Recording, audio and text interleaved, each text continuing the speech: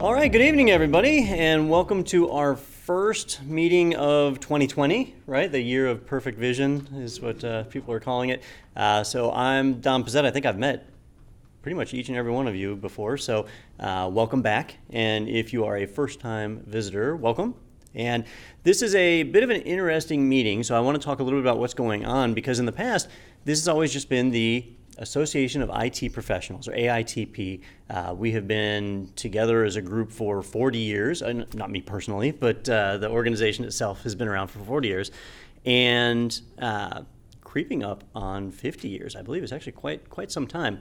But we are not the only technical group in Gainesville. There's another group, the Gainesville Tech Meetup Group, which up until recently was kind of idle, and we figured the Association of IT Professionals, Gainesville Tech, very aligned, similar things. So why not combine the meetings, because we can both benefit from it. So tonight, I recognize most of you are from AITP, but we have other guests, and so I'd be curious to see if anybody came from that. Can I get just a show of hands? Did anybody come from the Gainesville Tech Meetup Group? Okay. I've never been to it because I actually showed up and nobody was there. So. Well, you know, our group here, They had just like an automated meeting scheduled for every Tuesday, I think, at 7:45 to meet. And, it looked like a good group of people, and people work in technology. They want to learn about what's out there, but you can't do that if you're the only one. It's a good member base. So absolutely. Yep. So we just put this event on the Meetup Group advertisement yesterday, so less than 24 hours of notice, and it brought you guys in. So we appreciate you being here. But we have a great lineup this year, and we're constantly working to get more speakers in. And so we meet once a month, not once a week, and that makes things a little bit easier to deal with and gives us a little more value out of our meetings. So just welcome everybody from the Tech Meetup, and we'll keep that going all throughout the year. Going in, Dave. So in the past, if you've attended AITP meetings here, we used to do the meetings in Studio One. And Studio One is great, but once you're in there and the meeting starts, you're kind of trapped. This room is a classroom for us. We've had this classroom a long time. We just never used it. But it was recently fitted with cameras and even a PA system in case we need to open it up and have more people. So this room can handle more people, and it's easier to come and go. We have a back door you can go in and out of. So it works out a lot better because we can do our socialization in here as well as our actual meetings. So it's a little bit of a change, but our presentations and the rest all the same. So hopefully we can have a great year of presentations right here. On the topic of presentations, tonight's speaker is Mr. Dan Rua, who is from Admiral, who has graciously volunteered his time to come and talk to us. So we're really appreciative of that. Our next meeting, which the invite hasn't gone out for yet, is going to be on February 25th, and we're going to have Mike Roderick from IT Pro TV. He's going to present a presentation that he has called "Are You Ready for DaaS?", which is Desktop as a Service, something that's been getting a little bit of buzz right now. Microsoft's Windows Remote Desktop, not the old remote desktop that we're all used to, but the new one. Wait, what's it called, Cherokee? Windows Virtual Desktop, there we go. And VDI, Virtual Desktop Infrastructure, that's been a thing for VMware for a while. Microsoft is getting into it. Amazon's getting into it. So he's going to give a presentation on that. That is February 25th. And we've already got a speaker lined up for March as well. Cisco's CCIE, Anthony Sequeira, is going to be here. He wrote the Network Plus book as well as the CCNA book for one of the publishers, McGraw-Hill, I think. What's that? His name is Anthony Sequeira, and he will be presenting on Cisco ACI, which is their software-defined networking solution, and that'll be March 24th. So some really good speakers, and we always welcome suggestions from you all. If there's a topic you'd like us to present on, if you know somebody who would be a good speaker, if you want us to pursue somebody, let us know. We're always looking for suggestions. Otherwise, we just try and line up whoever we think can present the best on topics that we care about. So definitely keep us in the know. Speaking of topics that we care about, at the end of last year, right before the holiday season, we gave a $500 scholarship to a Santa Fe student, and that was great. Encouraging someone to participate in information technology. They sent a thank you letter back, and I just wanted to kind of read this so it goes into the meeting, because it's all of you that made this possible. It's our chapter dues or other funds that the chapter has generated. I know we don't have dues right now, but we have in the past, and we had actually won a competition with CompTIA that allowed us to give a $500 scholarship to this student. So they wrote that they thank us for our recent donation of $500 for a student scholarship for the fall of the 2019 semester. We are honored to receive your support and hope to continue our partnership of enabling students to achieve success for years to come. On behalf of the Santa Fe College Foundation and Corporation Board of Directors, thank you for the trust you place in us to make a difference in the lives of our students. Your continued support is greatly appreciated. We all look forward to continue to enhance the lives of our students as a result of your support. As always, feel free to contact us with questions and comments. I guess I could have left that part off. So that was Charles Clements, Vice President for Advancement, Executive Director of Santa Fe College Foundation. So they were very gracious for that, and I'd like to see us be able to continue to do that in the future. So did I leave something out? I'm just wondering if I thought we had a member named Chuck Clements way back in the day. Maybe? I think There was a Clemens, local he's a politician as well as being in Santa Fe. Oh, maybe that's what I'm thinking. Well, One thing, Don, if you're viewing this on YouTube now and you have a suggestion about a presenter, send us an email at info@aitp-ncfl.org. good point. So I don't know if you were able to hear that for the people who are watching this recorded, because we're not streaming live, at least for the time being. We're not streaming live anymore. So if you're watching this recording and you have suggestions, you can always reach out to us, info@aitp-ncfl.org, and we love to hear from you. So certainly reach out. A couple other little orders of business before we get to our presentation. We had an election at the end of the year. The election, actually, that process kicked off at the beginning of November. In order for our election to be finalized, we need to have quorum. We need to get enough votes. And right now, that vote number needs to be 11.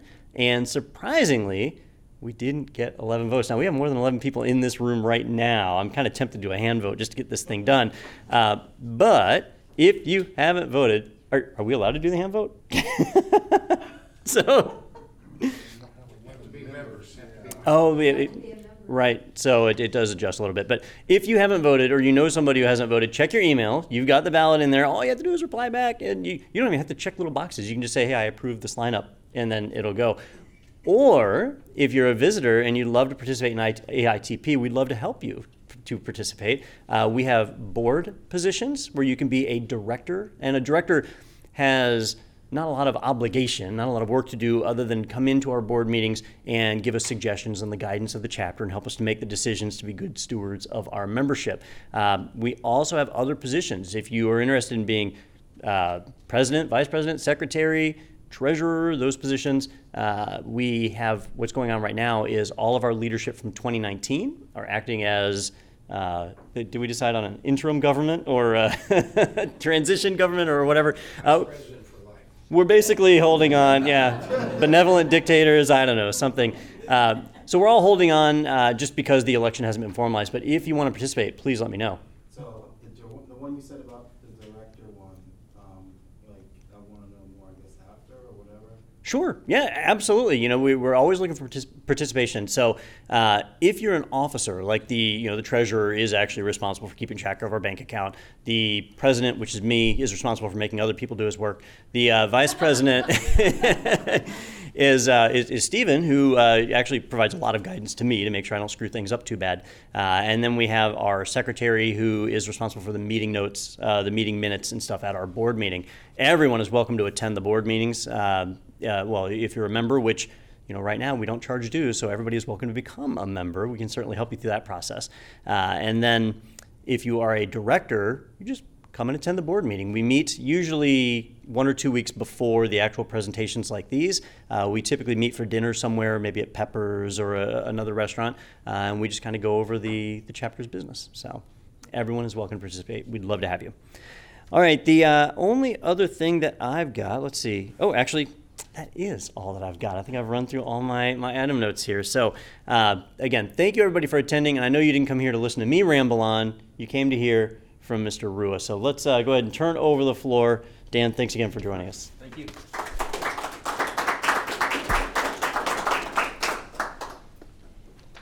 All right, thanks again, everyone, for coming tonight.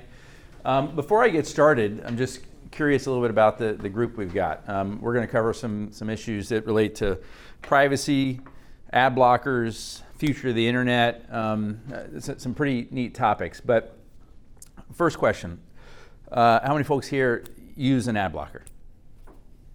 Okay, so maybe about half, okay. And does anyone consider a privacy blocker separate? How many folks use a privacy blocker? Is it the same folks? Or? Yeah, okay. You'll hear me talk about those terms and some other things, but let me start with myself. I'm with Admiral. We call ourselves a visitor relationship management company, but before we even go there, I'll just share a little bit about myself. So, I was kind of, the Apple II generation, right? So had like first Apple on the block, thanks to my parents, and was programming in the early days, and loved the Wozniak Jobs story, and so just my direction in life was influenced by Apple early on. Went to UF, computer engineering undergrad, went up to IBM's networking research labs and kind of early internet days, did some protocol security stuff at IBM. Then I convinced my brother to come join me up in North Carolina. We launched a software company up there. We got funded and ultimately sold. Did grad school at UNC Chapel Hill, did an MBA JD there. So on the law side, focused on intellectual property and new media, and business side, focused on startups and venture capital. Then kind of the next big fork in the road for me was started talking to a Silicon Valley venture fund called Draper Fisher Jurvetson. Some of you may know Tim Draper is in the paper sometimes because he's the guy that was trying to break up California into like 6 different states and that sort of thing. He's he's kind of crazy like a fox and wanted to actually take Draper worldwide. And the first non-Silicon Valley fund was an East Coast fund called Draper Atlantic. And he asked if I would help in starting that because I was already kind of East Coast and had networks. And so I said, that sounds great. So moved to Virginia. We ended up launching with some partners what was called Draper Atlantic and did 2 venture capital funds there, about $80 million each. All early stage software, media, up and down East Coast US. I was the guy responsible for the Southeast, so essentially kind of from DC down was my focus. We did about 30 companies. I kind of lucked out early on with some of my investments. We sold one company for a couple $100 million in just 2 years. It was a very quick turnaround. Another company in the wireless messaging space, we sold to Sybase for over $400 million. And that allowed us to raise a second fund very quickly, but more to this story kind of gave me my own track record. I ended up launching a third fund focused on the Southeast US. And so moved from Virginia to Gainesville with the idea being that Gainesville was just kind of a home base of investing across the rest of the Southeast.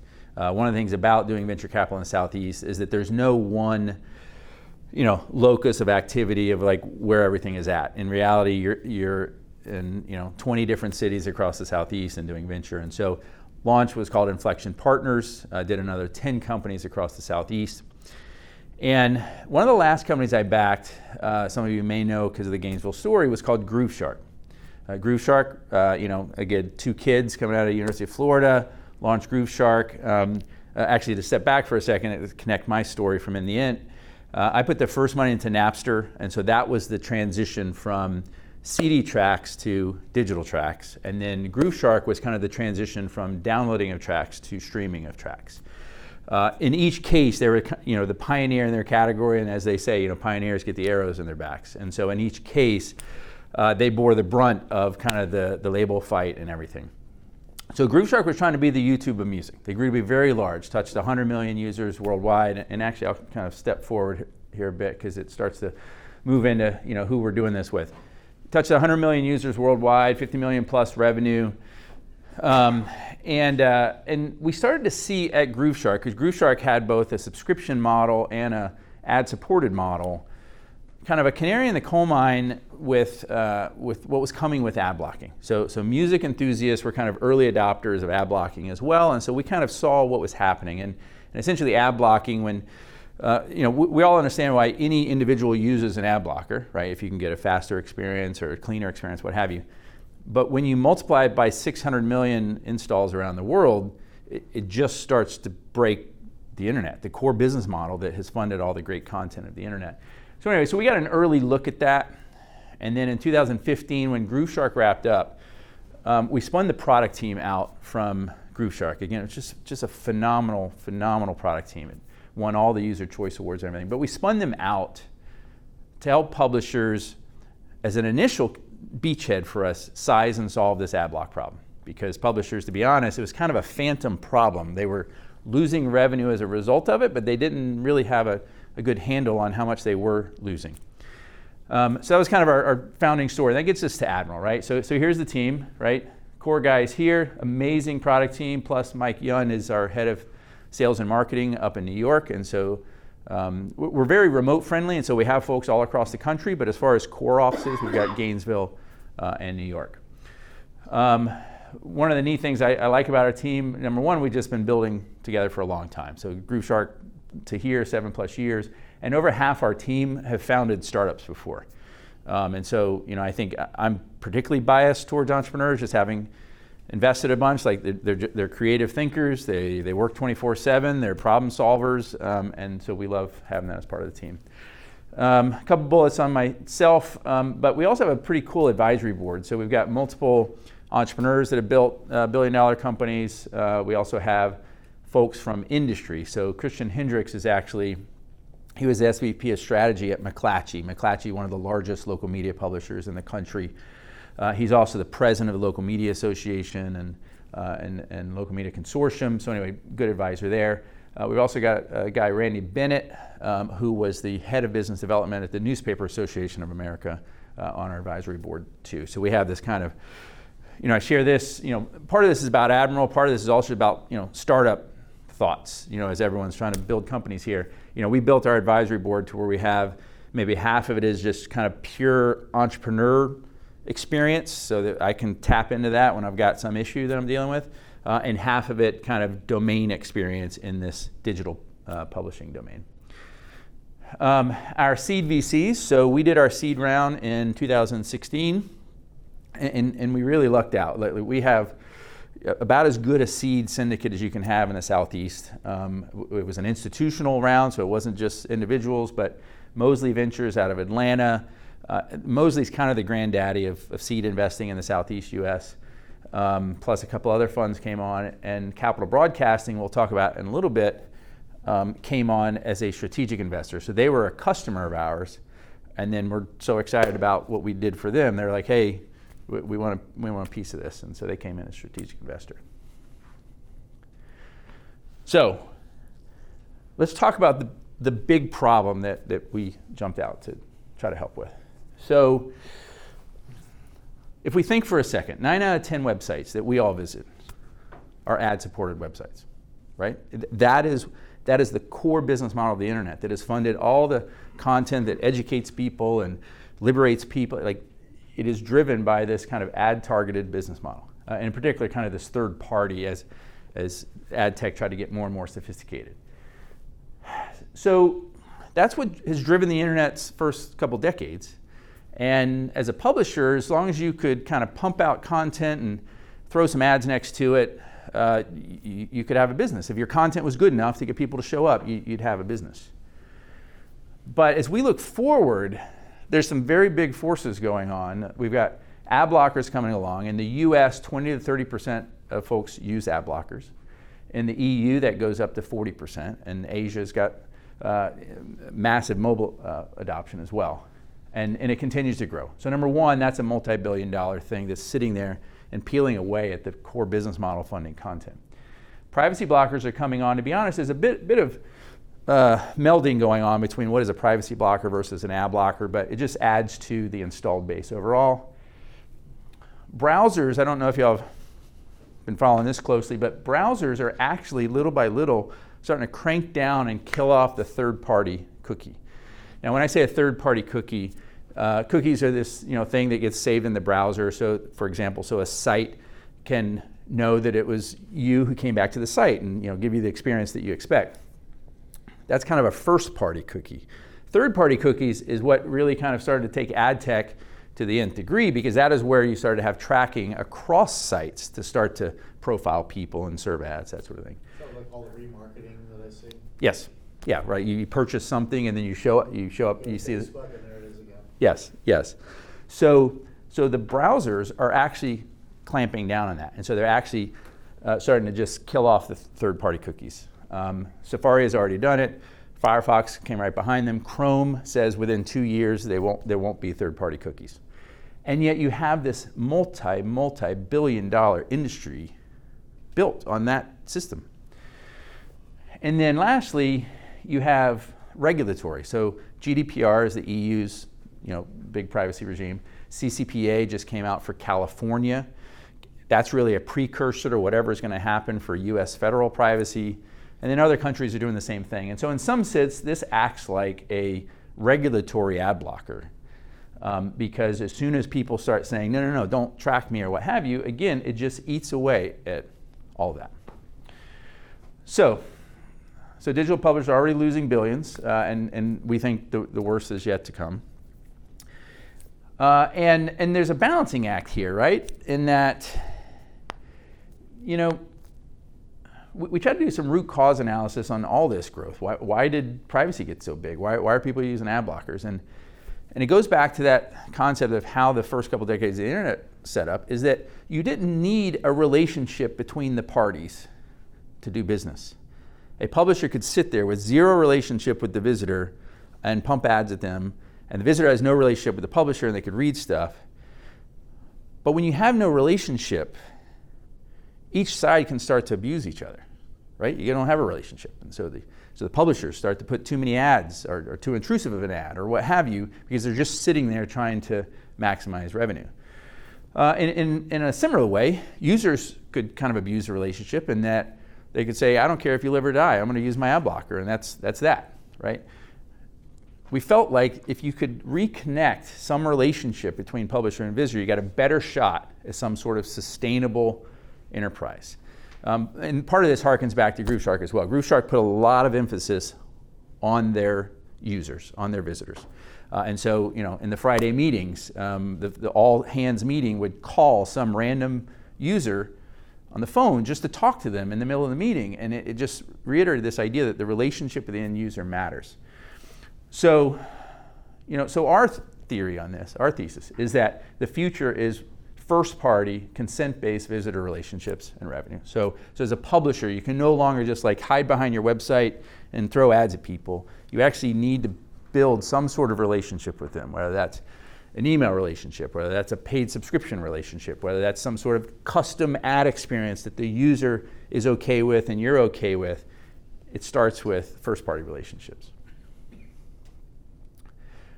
Before I go into how we go at that, I'm curious, any questions on this kind of base idea that we have? Does it seem to make sense? Resonate with folks? What are some common? I'm not as familiar with the ad blockers and privacy blockers. So, are there any common names that I would? Common names? Yeah, like common software that I would use. Yes. For that? So, as an ad blocker, the largest ad blocker in the world is called Adblock Plus. It's by a company out of Germany called IO. The second largest is called Adblock. That was started in the US. The two of them together have roughly 80-90% of the market. And then there's a smattering of others behind that. Privacy blockers, names like Ghostery, Privacy Badger. They don't have quite the installed base as the ad blockers do, but I think that's going to grow as well as there's more privacy stuff. Okay. All right, good. All right. Now, this starts to blend into Admiral's, business plan, if you will, and just kind of share how we think about this. So if that's the big idea. Oh, and by the way, let me back up for a second. So, building companies with Tim Draper. Tim Draper actually had, one of his sayings that always stuck with me is the idea that early stage startups, technology startups, are so hard that you need to go after big things, right? Like, it's not worth the effort to go after little things. And so you might as well go after really big things. And so when we think about this, if you believe what I'm saying, there aren't many bigger problems than like how is the internet going to pay for itself that you could go tackle as a team and believe in what you're doing, right? Our tagline here is saving the free internet one publisher at a time, and so we talk about that internally. We preach it that like if we want something great for our kids and grandkids, then we need to figure this out right now. How are we doing that? Kind of a three-step strategy. So number one, the beachhead was size and solve Adblock losses. Very simple message to deliver. It was easy to create a MVP product to go to market with, and investors understood what we were doing. And it just started with size the problem and try to help solve it. And I'll show you in a little bit kind of ways that we help solve it. That alone is a $20 billion problem, and we could spend the next 5+ years just doing that. But coming back to this kind of root cause question moves into what we consider our expansion market, which is what we call visitor relationship management, right? It's no coincidence that you think about CRM systems, right? In the case of a media publisher, they don't really call them like customers as much as visitors, and so it's a visitor relationship management system.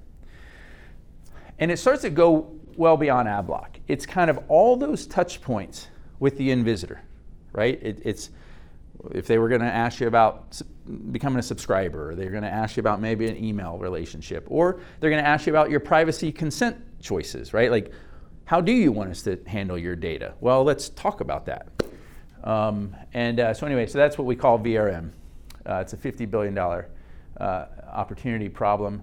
One of the things media publishers have largely, for the first couple decades of the internet, been in the ad tech business, right? They invested and reinvested in ad technology, and how do I squeeze extra dollars out of my ad stack?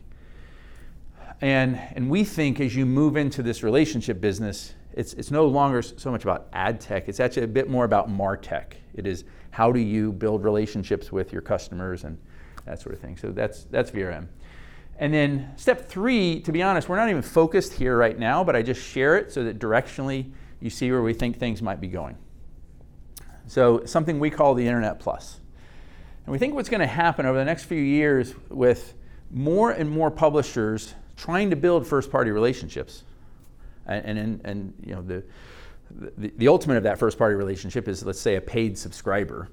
More and more sites are going to ask you to subscribe. They're going to ask all of us to subscribe. And what's going to happen is users are going to say, you know what, I might subscribe to my top 5 sites, but I'm not going to subscribe to 100 sites. So would somebody please everybody stop asking me to subscribe, and somebody give me one Spotify-like subscription, Netflix-like subscription that I can pay a monthly price and get hundreds or thousands of sites, ad-free, tracker-free, premium experience, right? And so all of us probably spend maybe $80 a month on high-end internet ISP service. The potential to add an extra $10 or $20 on that to get faster, cleaner, better premium experience across the web.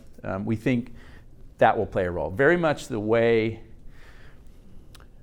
network television, which was free ad-supported content, gave way to cable television, which was paid premium experience content.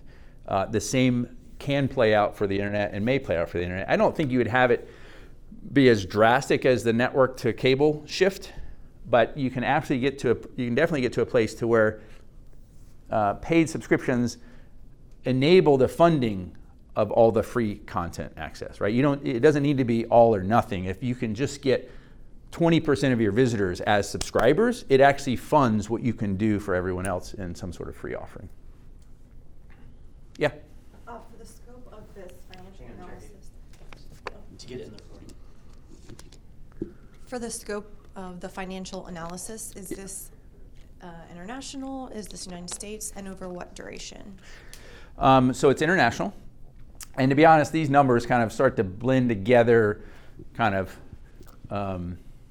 revenue into overall kind of enterprise value, right? So this is, if you were to accomplish this, that's a company that is larger than Spotify or Netflix individually, right? It's the internet. This was driven more off of straight lost revenue numbers, looking at, now it is worldwide, so looking at worldwide advertising revenue, and then how much of that is getting knocked off as a result of blockers. That starts you with that number. Does that make sense? Okay. All right, so let's come back now. I'm going to now drill in on VRM, Visual Relationship Management, and specific examples. Before I do that, any questions on this three-step strategy? I love number 3. Yeah, it's pretty cool. Now, I will say, I could be crazy, but hanging out a shingle for the Internet Plus today, right now,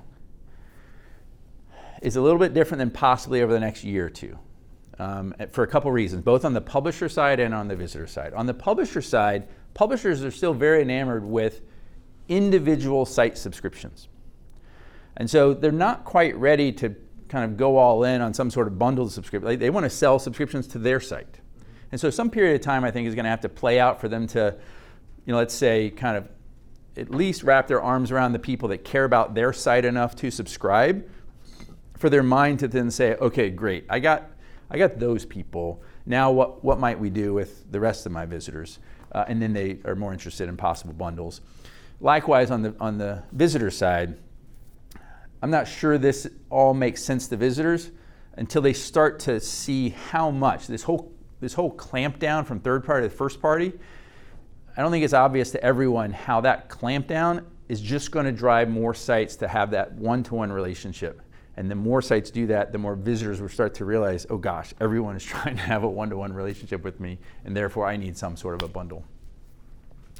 We'll see. It's all coming very, very fast, and we've got competitors in everything we do. So, all right, but let's step back to visitor relationship management. And again, our main customer typically is a media publisher, right? So that's a NBC.com or a CNN.com or a Weather.com or any of these ad support sites. We give them one tag.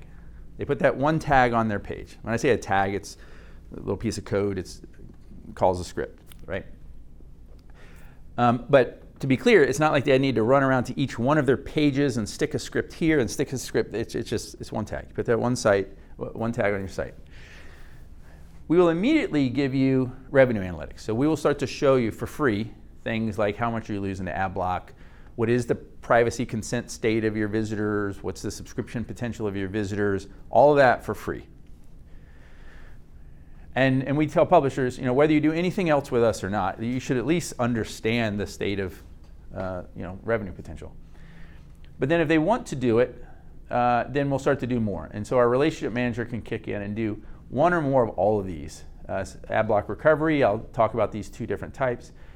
Paid subscriptions, email, social, or privacy consent. All of these things are things that all publishers are going to be doing at some point over the next number of years. Some publishers are further down that learning curve than others. But even the ones that are already doing all these things, they're typically doing it with like 5 or 6 different vendors. And so they have like their Adblock vendor, and they got that tag on their page, and they got their privacy consent vendor, and they got that tag on their page. And so they got like 5 or 6 different vendor tags, 5 or 6 different vendor relationships they have to manage.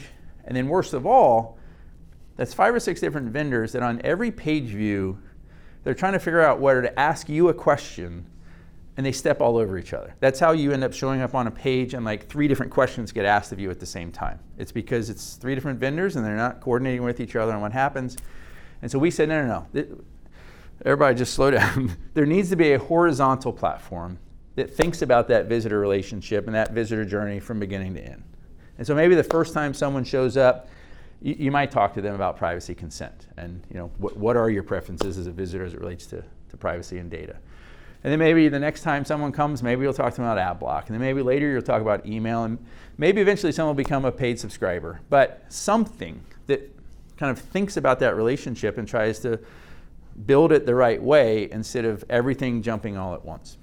And so if we do that for publishers, and publishers do it with our platform, it will grow relationships.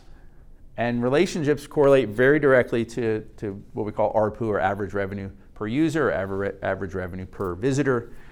That each of these things tick up ARPU, right? If you just take email for an example, if someone becomes an email subscriber, that person's ARPU may then double because their page view consumption may double as a result of being an email subscriber versus a non-email subscriber. So each of these relationship steps are driving more revenue. And as long as you're doing them in a consent-based value exchange way, you've now got the two parties like working together to figure out how do we have something sustainable. And actually, the last thing I would share is that each of these things in our platform, you can flick switches to turn on one or more of them. But then in 2020, what we're doing is a machine learning layer on top of that does all of it automatically. So a publisher just pushes one button and they just say, Admiral, can you please take my visitor relationships kind of up and to the right? And so if I don't have an email relationship with someone, maybe talk to that person about that. If this person over here, we haven't talked about privacy consent, let's talk about that. And so basically on a per visitor basis, the right conversation can happen to try to move the relationship along. What do these look like? So Adblock recovery, it starts with just detection. Ad blockers try to hide whether they exist or what have you, and so the ability to detect ad blockers and then open a conversation on the topic. When we came into the category, what we found was that the two main competitors were doing something we call surprise ad reinsertion, which is they were trying to figure out how to force ads past the blockers, right? Like trick the blockers to get ads passed. And we say, listen, you're going the opposite direction of relationship when you do that, right? You're rubbing salt in the wounds when you're trying to force ads past the blockers. We say, listen, and for us as a service provider, like there's this balancing act you walk, which is trying to look out for user interest and trying to look out for publisher interest and trying to figure out where their interests meet. And we say, listen, it needs to be a transparent conversation, right? It doesn't mean that publishers have to give away their stuff for free just because people want ad blockers. You can have a conversation about it and figure out, is there a value exchange that works between us? So we can understand when a blocker is active. All of this is configurable in our interface so a publisher can have a conversation with someone. One of the early lessons we learned is, that conversation should not be, an accusatory conversation like, oh, you've got an ad blocker, how dare you? No, it's like, just explain to people what you're trying to do, right? You're trying to create great content, right? You pay investigative reporters. Like where does the money come from to pay an investigative reporter to do great content? So we do that. We also have some cool innovations. If you click this continue button, it can give you instructions for 17 different blockers, because surprisingly, a bunch of people don't even realize how to use their blocker to support a site like NBC News, and so we can help with that. We also invented the industry's only one-click whitelist, to where someone can click one button and actually come through and not have to interact with the blocker. And we also take care of support and everything. Anyway, NBC Universal chose us last year. It was a big bake-off. It was a big win for us, and we're driving $1.5 million plus for them right now. There's another way to come at Adblock recovery, which is this kind of Ad-lite experience. And by the way, when this happens and someone willingly turns off their blocker, the publisher benefits in that their full ad stack, like NBC, for example, they have great video ads, right? High quality, high value video ads that they're able to unlock. There's another way to come at this, which is this kind of Ad-lite experience. It's a flat ad, it's a banner, it's not dynamic, it's not a video ad.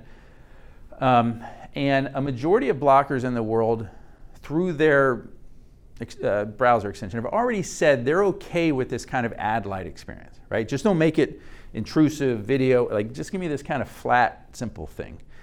And so we have the ability to show those ads that people have said they're okay with that. There's a trade-off there for the publisher, and that these don't monetize nearly as well. And our big thing is that the world is heterogeneous, right? Like everyone doesn't love a site so much to turn off their blocker, and everyone doesn't only do Ad-lite. There's a set of people that, and it's site specific. There's a set of people that love NBC News so much, they're willing to support them that way. There's another set that say, yeah, I like you, but I'd rather have Ad-lite. And then there's yet another that say, you know what, I want ad-free. and I will do something for that or pay something for that to get ad-free, and that leads into the rest of what we call VRM. There was actually a key aha moment for us as a company when we realized that the ad-free experience is like a built-in reward system that you can use to find that value exchange with the visitor, right? So in this case, this is, it says, turn off blocker, or follow us on Twitter for 7 days of ad-free or 30 days of ad-free, right? So now you have a reward to give, so there's a value exchange for someone to step up the relationship a little bit, right? So maybe now they follow you on Twitter, and so you built the relationship a little bit. Same thing with email relationship, right? Again, instead of just always begging people, please subscribe to our email newsletter, you can actually reward them with something, and it's not some like kludgy point system or something like that. It's an ad-free experience that people value. Yeah. I've seen the ones where, like what you're showing, I've Yep. seen it where it will detect that you're using an ad blocker, but then also in the writing it says if you want to continue using your ad blocker, sign in using Gmail or sign in using. So that's something that I noticed. Totally, right? So, and again, it's this example of the publisher needs something, right? At the end of the day, they got to figure out how they're going to pay for stuff, right? And so in that case, the idea of a logged in relationship is, again, kind of a microtransaction of relationship that moves the two forward. Yeah, definitely. So there's email, so we can drive email subscribers. We also handle all privacy consent, and so I don't know if y'all have seen these because we're here in the East Coast US, but GDPR, if you were to run like a VPN with coming from the EU, you would see these to where you make your privacy choices. CCPA just came out from California. If you were to run a VPN from California, you'd start to see some of these. To where in California that you have to always have a do not sell link somewhere on your site, on every page. And so we power that so that people can always click do not sell. They can always manage their privacy settings. And then lastly, a couple different flavors of paid subscriptions. Now, I'll remind you that going back to that first tag that they put on that was free to get revenue analytics, everything else I've shown you, they haven't had to install a single other thing. After they put that first free tag on their site, all these other things we can flick switches to turn on email collection or paid subscriptions or Adblock. And so in this case, WRAL, they're kind of the behemoth in the Research Triangle area. We were recovering thousands of Adblock dollars for them. They said, hey, look, we've been talking about doing some sort of subscription membership program for about 6 months. And we're like, hey, stop talking about it. Like the tag is already on your site. We can turn you on in the next 24 hours and start a subscription program for you. They kind of challenged us on that. We said, let's do it. So we turned it on 24 hours. The CEO, Jimmy Goodman, or president of Capital Broadcasting, called me up and he said, listen, we're a big fish in our pond, but there's also bigger fish out there. And if you can do what you did for us, for the internet at large, there's a lot of value to be created. And so they asked to come in as a strategic investor in us, which was a great round. So per site subscriptions, and then multi-site bundles. So this is the first kind of hat tip to Internet Plus. Remember I said we're not focused on it right now, but we're kind of laying the groundwork for Internet Plus. And what we did was the way we implemented subscriptions. I'm sure all of y'all have seen subscriptions on newspaper sites and that sort of thing. There was kind of subscriptions 1.0 that went through the industry 5 years ago. Those are built very site specific versus the way we built ours. We can easily bundle sites together into one subscription, multiple sites, one login across sites to give you this special experience. And so we started to bundle together sites. And so Raw Story, which is a very large political site, and then we grabbed a couple other political sites. We pulled them into one bundle. So now you can start to pay one price, get multiple sites, premium experience. And CEO said, just revolutionize this business. We're now in talks. This was a 3-site bundle We're now in talks for up to a dozen sites specific to the political category for an election 2020 bundle, focus on that. What we think is interesting about that, this is how we think you may get to the Internet Plus, is not by hanging out a shingle of, hey, we have the entire internet at once, because it's just too hard to do that.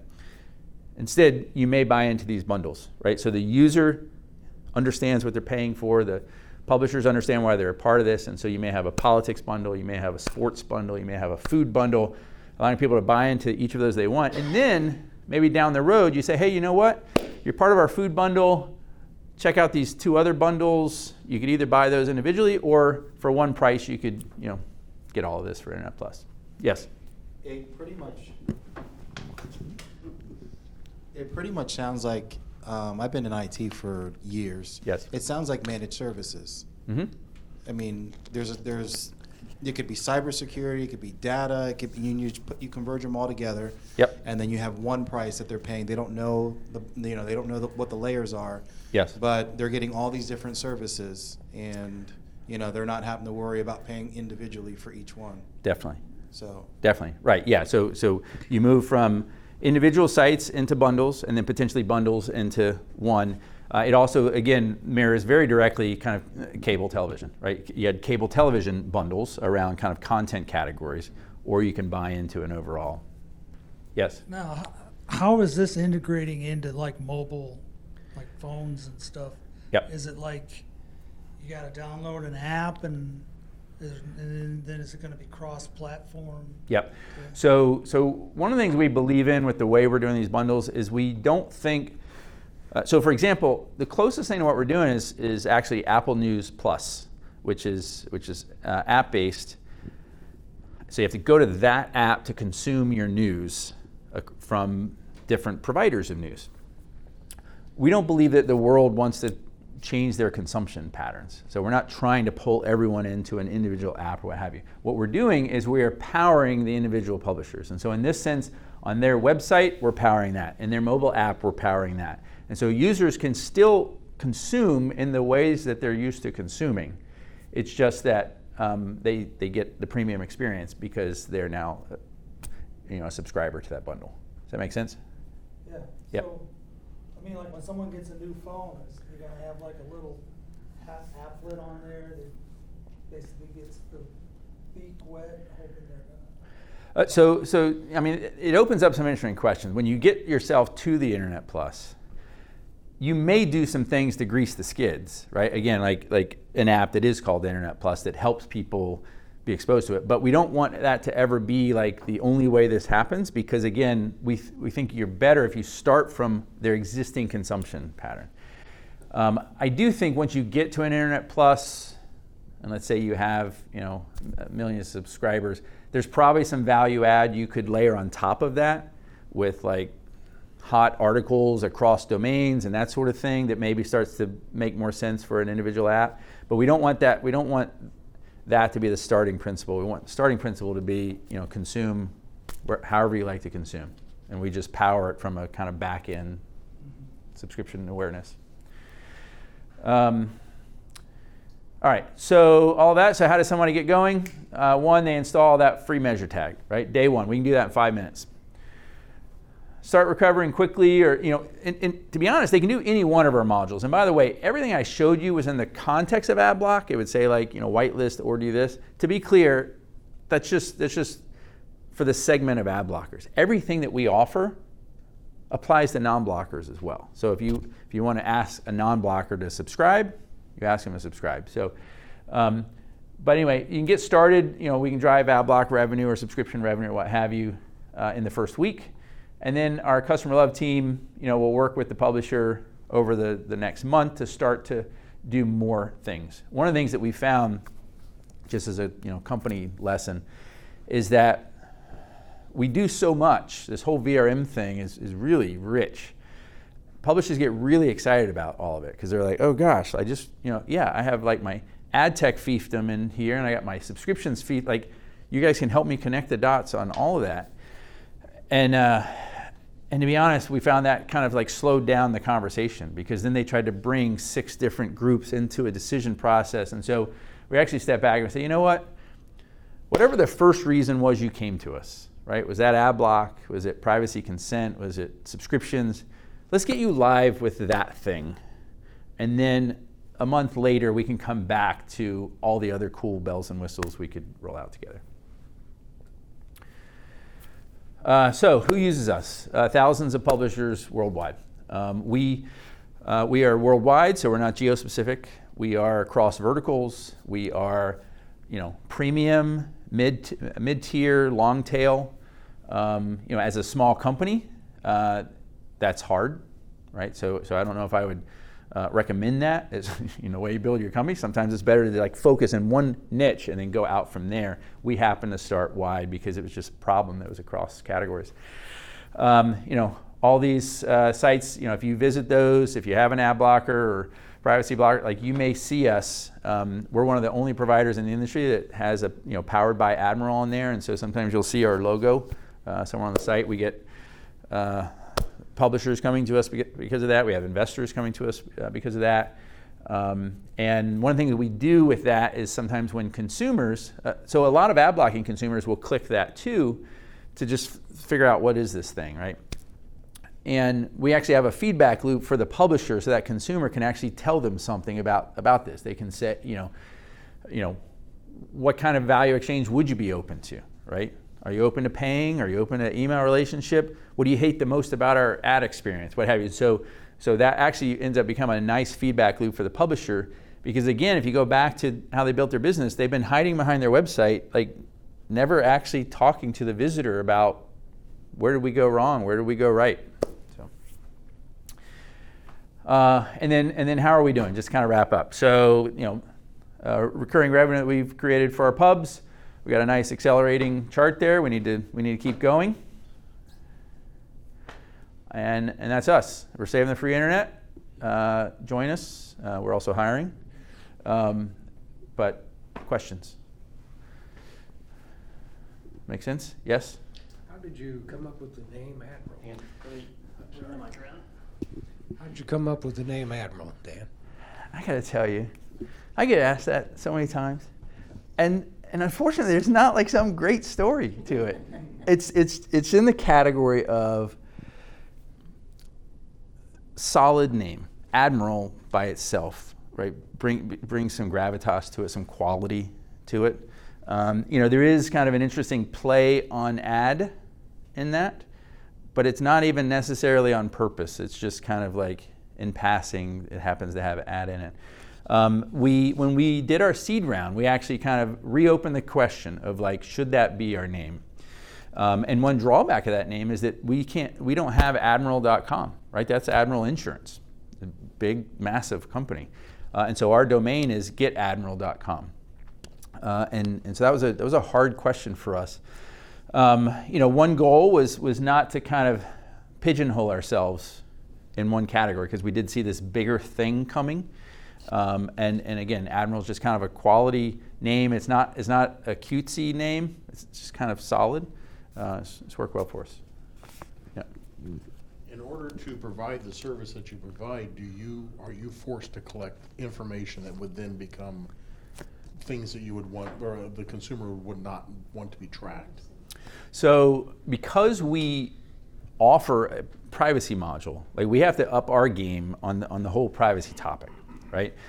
And one of the things that struck us early on was that because of the third-party ad targeting, the whole industry had started running in a direction which was kind of the more data I can collect and then collaborate, across the web, then the more valuable I am.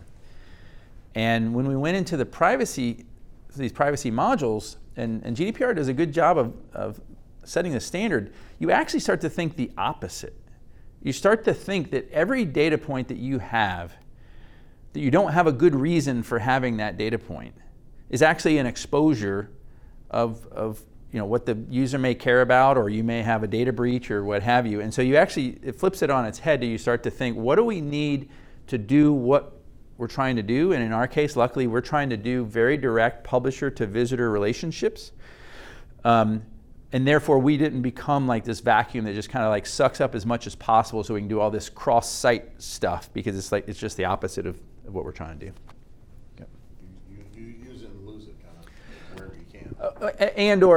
Just try to be narrow about what it is we're doing. Yeah. So I know with classic inbound marketing, they like to create personas, and usually it's almost like a gut feel over how you define that persona. Yep. And so it's like a top-down approach. It seems like with Admiral, you could have a bottom-up approach where you could gather all this data and then create commonalities, like patterns between visitors, and maybe create personas. Is there any integration with HubSpot, Marketo, SharpSpring, any of those systems at all to relate to personas? So, and this also relates to the data question. We've tried to set ourselves up to where we are trying to be the very best at the interaction piece of this. We're not trying to be the data lake. There are data management providers, DMPs out there that's what their business is. They're trying to be the data lake and wrap their arms around as much data as possible. If a publisher already has their DMP, they can use that to help target an ask that we make of someone, right? So for example, So that's how the ad's delivered? well, not so much about the ad as much as the experience, right?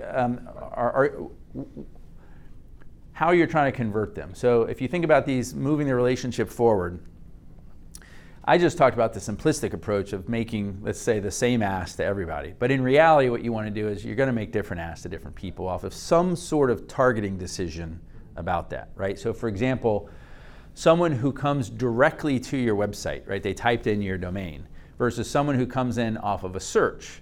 Those two people are very different in kind of the relationship they probably have with you, right? And so if just on the surface, if you were going to ask someone to become a paid subscriber, you'd be much more likely to ask the person who came directly to your site than someone who showed up off of a search result, right? And so just at the very simplest sense, there are some ways, and that's why I talk about kind of putting some machine learning on top of this to start to understand, you know what, we have offered a paid subscription to people coming from 10 different places, and these people seem to be open to paid subscription, and these people seem to be open to an email relationship, right? And so the system can start to just automatically ask. At the end of the day, what you're trying to do is meet each person where they're at, right? Where is their mind at right there? And again, it'd be awesome if everyone became a paid subscriber, but that's not reality. They're going to start as some anonymous first-time visitor that you have no relationship with, and you kind of have to prove yourself to them. But then maybe they'll follow you on social. And it's like, oh, okay, maybe we're starting a relationship here, right? And then maybe they'll become an email subscriber. And the goal is for the system to kind of figure out how do you meet the person where they're at for a value exchange that's sustainable. Does that make sense? In the future, do you see a standardization occurring across the IT world, which IT world usually ends up doing, creating a standard? Yep. Or is it going to be more of a Darwin theory of survival of the fittest? And would you say for kind of privacy standards or for revenue model, or what do you think? Well, it probably privacy standards because you have to evaluate how well you do. Yep. But there is a potential of sharing or collaborating with other vendors, your competitors you might actually have. So I don't know if you can see, and even if a government organization, maybe Europe, might say we're going to standardize this market. Yes. So let's just tackle the privacy piece of this first. Absolutely. There will absolutely be standards around this. So GDPR coming out of the EU is already one of those standards, and it starts from the just at a broad level, it starts from the idea that until someone gives you consent, you don't have consent, right? And it really flips data on its head, right? The internet's like starting proposition, that way it's been so freewheeling, is this idea of like, until somebody tells me no, I've got data and I can do X, Y, Z. Whereas GDPR turned that on its head and say, no.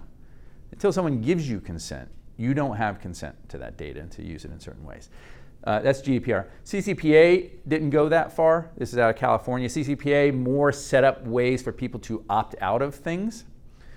We'll see where US federal comes out on it. I think you'll end up having some sort of debate around that topic, right? Is the internet more of an opt-in system or should it be an opt-out system? And so in that way, I think you'll arrive at standards that probably, they're not driven off of, kind of engineering standards. They're driven off of some political decision-making of where is the line that's an okay balance. Yep. I'm getting my workout tonight. All right, here's a tough one. What about the dark web? So to be honest, we have not gone there. We're focused on the sites that everybody is aware of and kind of the ad model there. I don't know. It depends on if they're trying to tap into the same business model that the rest of the world is trying to tap into, right? So if you look at least from the privacy regimes, those are setting up standards of that then, and then the large advertising association like the IAB creates its framework and it says, unless you do X, Y, Z, you can't even be part of kind of the ad ecosystem, right? And so the question becomes in dark web or any other kind of pockets, are they trying to take part in the broader ecosystem or are they just somewhere else that they're running under different rules? Now, I think the legal regimes will still play there and they'll have to deal with it. Dan, Yeah. You're focusing on media publishers, people who create content for newspapers, magazines. Yep. Are there any other verticals where your service can be used? So one neat thing for us is that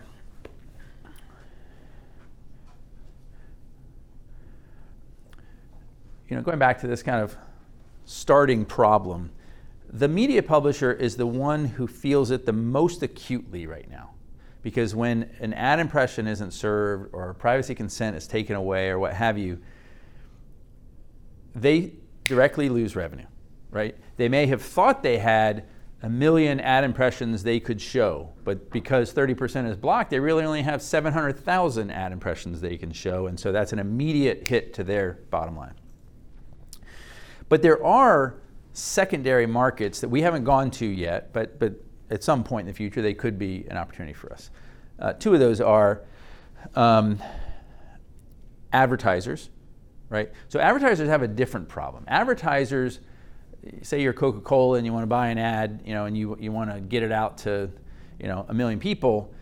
The fact that any individual site is losing 30% of their impressions, if you're Coca-Cola, you'll just kind of spread your buy across more sites, to fill out the campaign you're trying to run. And so they don't feel that immediate hit. What they do feel, though, is a loss of what's called reach.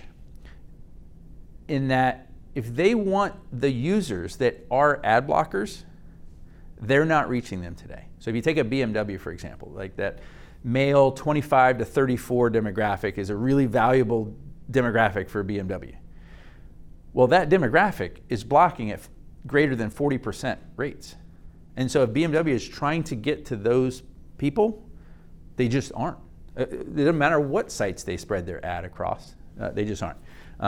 Now, because we work with the sites and have the potential to unlock users or what have you, advertisers could eventually be some partner of ours, but we haven't gone there yet. That's a kind of secondary thing. And then there's another secondary market, and that is non-media sites. So non-ad supported sites.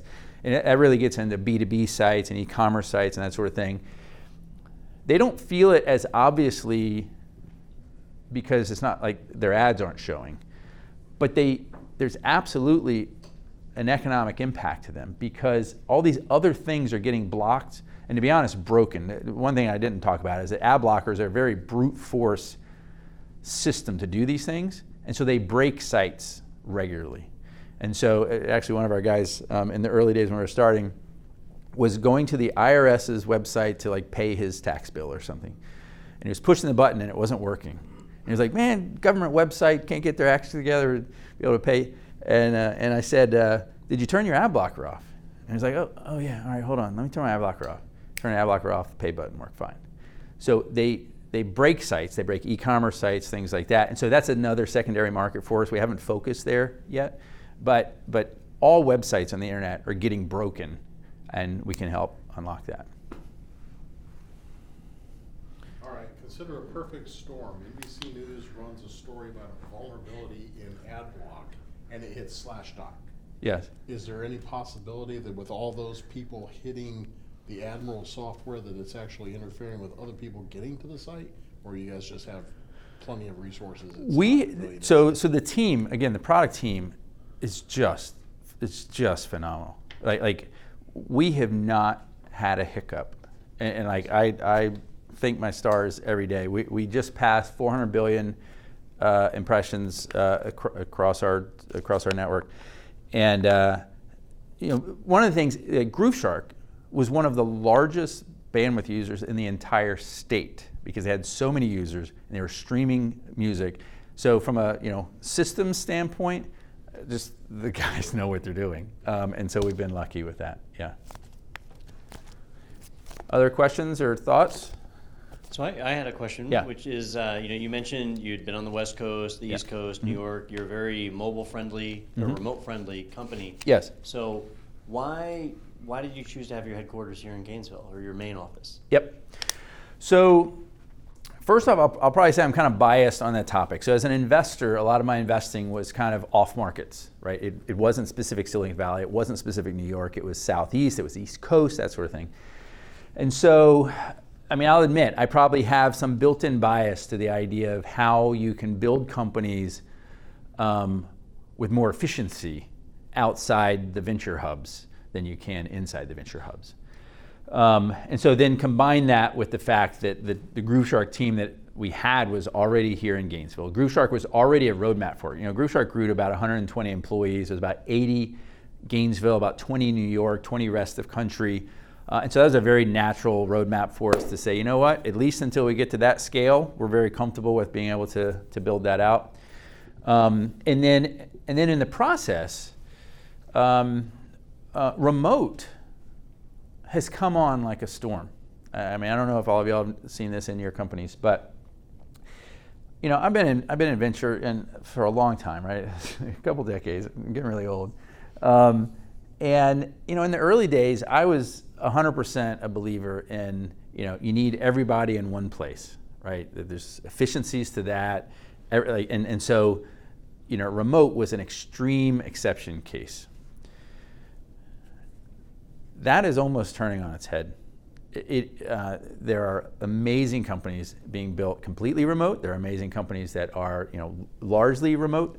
And so together with this idea that you can build companies outside of the venture hubs, the ability to also leverage remote for the very best talent that may be in some other locale. So we've got talent in Research Triangle, North Carolina, that's phenomenal. In Denver, Colorado, that's phenomenal. And in my head, to be clear, I'd rather not have everyone as some individual remote in 112 locations in the world. But particularly in those cases, right, RTP is also a great potential hub for us. Denver, Colorado, also a great potential hub for us. And so at least right now, I'm very comfortable with kind of how that's started to play out. We'll have to see how it goes over time. And you're getting large enough that you need to maintain a certain culture and kind of consistent communication and transparency across everything if that continues to bear out. But so far, it's been pretty good. And when I think about this remote, as an investor, I was very much a thematic investor. I would look for very big waves and then kind of try to make my bets in relation to that wave. I believe remote is a wave that will bring multiple investment opportunities. But even when I think about cities, right? So I think about Gainesville. There are ways that cities can and should be marketing themselves for that very specific opportunity, right? Gainesville is a phenomenal quality of life, right? Great place to raise a family, good schools. And so the idea that someone could live in a small town, but make good money, build something that's exciting and changing the world, I think it's an opportunity for Gainesville to actually put a stake in the ground of how they're making themselves remote friendly and actually benefit from that. Does that make sense? Absolutely. Yeah. So Since we are at an Association of Information Technology Professionals meeting, Yes. what do you use for your internal business applications and that remote collaboration? Yep. So, so let's see some of our key applications right now. So Slack, is kind of the core communication system that we use among our team.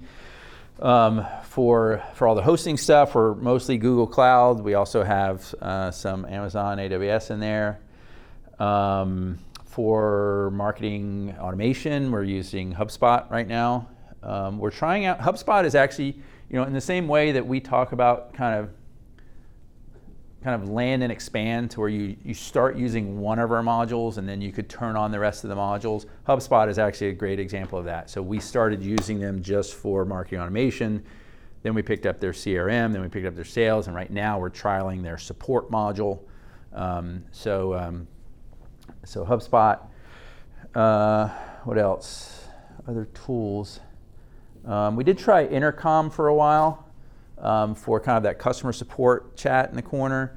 And actually HubSpot has that capability, and so we actually closed that off with Intercom. We started using it with HubSpot. By the way, on that note, just kind of a cool inside scoop.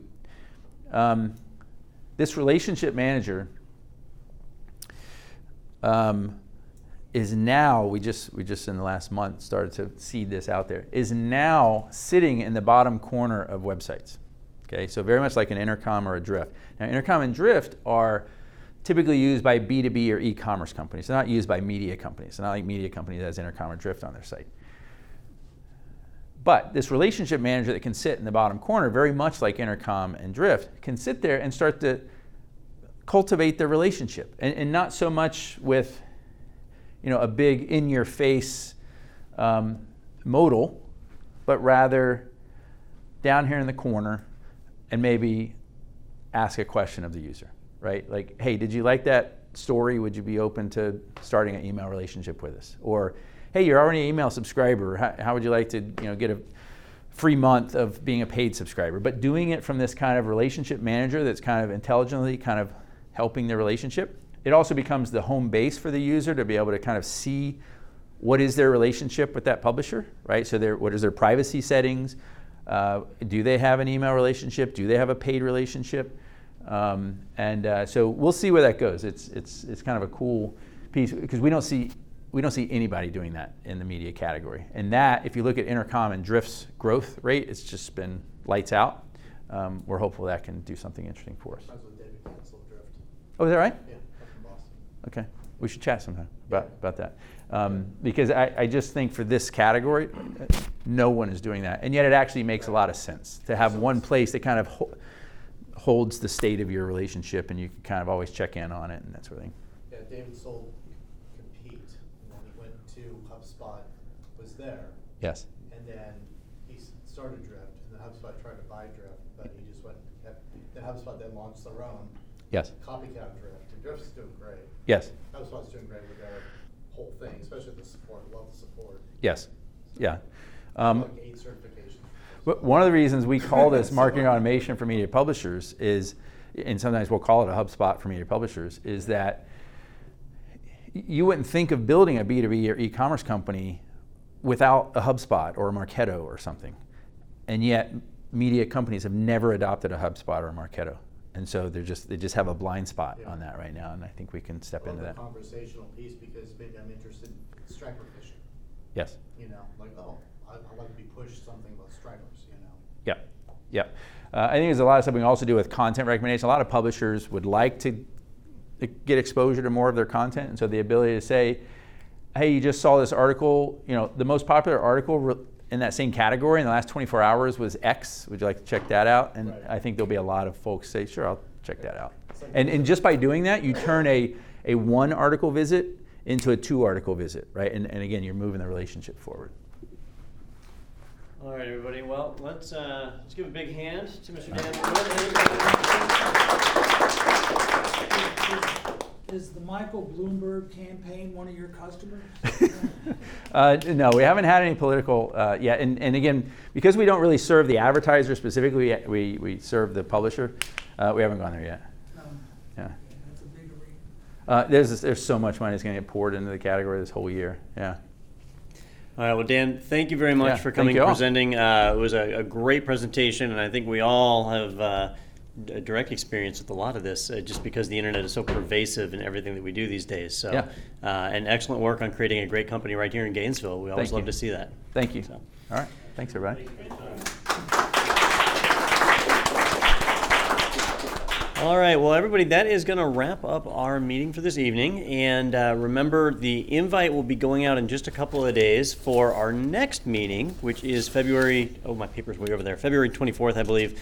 The fourth Tuesday of February is when it is, where we'll be hearing from Mike Roderick about desktop as a service. And then in March, we'll get Cisco ACI. So a lot of real cool stuff coming down the line.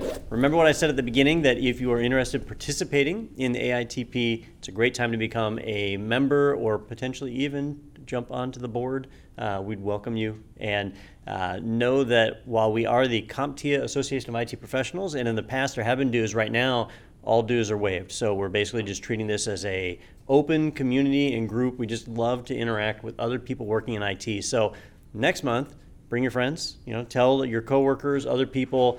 That wall right there behind you blows out, and we can fit 3 times as many people in here as we've got right now. I'd love to be in the spot one day where I say, man, we don't have enough room.